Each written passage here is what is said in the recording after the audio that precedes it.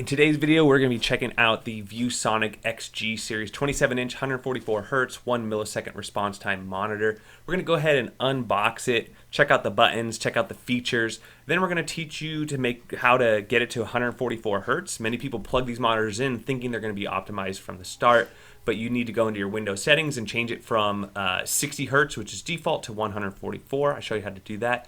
And then also, this is the AMD FreeSync, and this year Nvidia announced that they would support G-Sync with these AMD FreeSync monitors. And this monitor, I have good news for you, will work among many of the other XG line ViewSonic. So let's go ahead and check it out.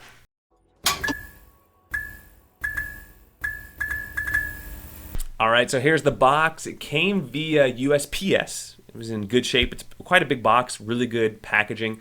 And here's the side of the box, all the specs, what you can expect on this. We're gonna go ahead and open the box. As you can see, it comes with a DisplayPort to DisplayPort cable. That little thing in the back is a cable management, power cord, and I believe a USB 3.0 cable, and then the warranty information and the manual. And then here's the stand right here.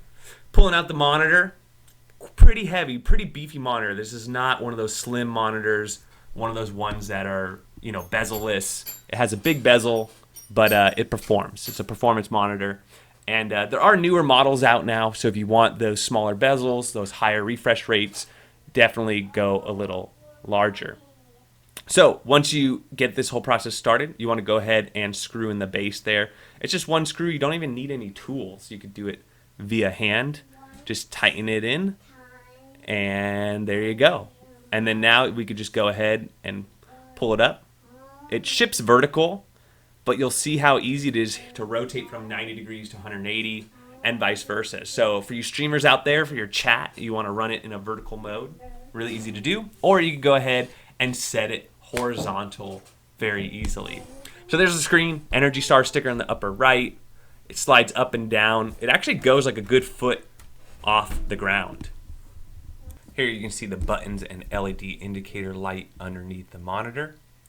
And here's how to set up 144 Hz. By default, it's going to have 60 Hz. So go ahead and right click on your home screen, go ahead and go to display settings, go ahead and go to advanced, make sure you're on the correct display. I'm on a laptop, so I have two screens here. Or if you have dual screens in, but you'll see it says over there refresh rate 144 Hz. It wasn't like that. You're probably setting this up for the first time or even a similar monitor, and it'll say 60 Hz there. You have to manually do this. So go ahead and go to the advanced button there, the blue one I just clicked on, and then you'll see 3 tabs here at the top, and you want to skip over to the second tab, and then right there you'll see your monitor, and then there'll be a little drop down here. And so whether you have a 70 Hz, 60 Hz, 100 Hz, 240 Hz, go ahead and hit the highest, and this monitor is 144. Go ahead and apply, and then you should see the refresh rate there. And then you're all set. That's it. You do not need to reboot. It is now at 144 Hz. So for this last part, if you do want to use G-Sync, and again, this is the AMD FreeSync, but Nvidia recently this year announced that they would start supporting a lot of these AMD FreeSync compatible monitors with G-Sync, and this is actually one of them, and I've now tested it and it does work. But here's a little caveat, is you can't use an HDMI cable. You have to use a DisplayPort cable. So I'm actually going DisplayPort to mini DisplayPort because my laptop has the smaller mini DisplayPort. But if you have a desktop computer, you're probably going to go DisplayPort to DisplayPort. And I believe this monitor actually comes with this cable. I think I had it in there. It's just I either need to buy the adapter or a new cable. It's a cheap cable, so I purchased it. The next thing you need to do is actually enable it. And what I had to do is download the Nvidia control panel. You can get that from the Microsoft App Store or somewhere else, unless it's already installed on your computer. A lot of times it'll be installed on your computer.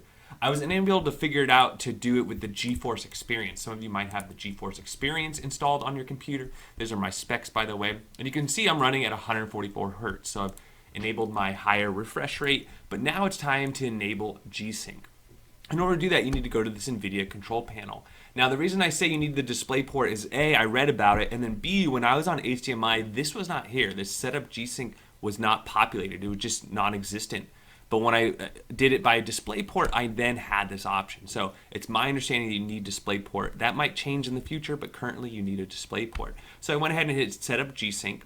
And by stock, it was on enabled for full screen. But some games I play in windowed mode, so I did both. And it still seems to work just fine. That's my monitor right there, the one we're reviewing in the video. And then I enable this last one, enable settings for selected display monitors, and then just go ahead and hit apply.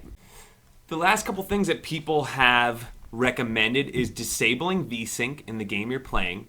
If you can, lower your resolution, your frame rate to, see, this is, the game should cap out at a maximum. Yeah, you don't want to go above. Some people I read even want to go a little lower. If you can set it to like 140 or 130 or 120 on a 144 hertz. If you have 240 hertz, you might want to go like 230, 220.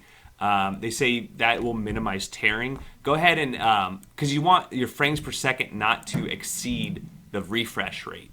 So try limiting it, try lowering it. Each monitor will be different, but that's a good place to go. So limiting your SPS and turning VSync off. There may be some other settings out there, but this is a good place to start. So there you have it, the ViewSonic XG2702 27-inch 1080p 1 millisecond refresh time and 144 hertz gaming monitor with FreeSync, iCare Advanced, ergonomics, Color X mode, all that good stuff. I'm liking it. I got it on special, and it's a really great monitor. I like how high it goes, the flexibility with it. 3-year warranty, which is pretty standard on monitors these days.